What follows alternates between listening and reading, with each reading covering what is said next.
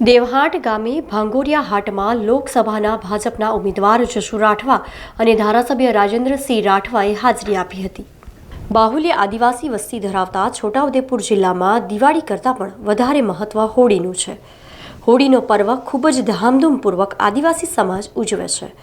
હોળીના તહેવારના એક અઠવાડિયા પહેલા છોટાઉદેપુરના આસપાસના વિસ્તારના ગામોમાં અઠવાડિક હાટ બજાર ભરાય છે। તેને ભંગોરિયાનો હાટ તરીકે ઓળખવામાં આવે છે, જેમાં જીવન જરૂરી ચીજવસ્તુઓ તેમજ હોળી પર્વની તૈયારી માટેની પૂજાની સામગ્રી ખરીદવા અર્થે આદિવાસીઓ ઉમટી પડે છે।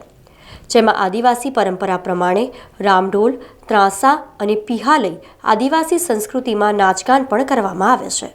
ત્યારે આજના છોટાઉદેપુર તાલુકાના દેવહાટ ગામના ભાંગોરિયા હાટ ખાતે આદિવાસીઓની નૃત્ય મંડળીઓ રામઢોલ, ત્રાંસા સાથે ઝૂમી ઉઠી હતી। આજના દેવહાટ ભાંગોરિયાના હાટમાં છોટાઉદેપુર લોકસભા બેઠકના ભાજપના ઉમેદવાર જશુ રાઠવા અને છોટાઉદેપુરના ધારાસભ્ય રાજેન્દ્રસિંહ રાઠવાએ હાજરી આપી હતી, જે આદિવાસી પરંપરા અનુસાર રામઢોલ, ત્રાંસાના તાલે નૃત્ય મંડળીઓ સાથે તેઓ ઝૂમી ઉઠ્યા હતા।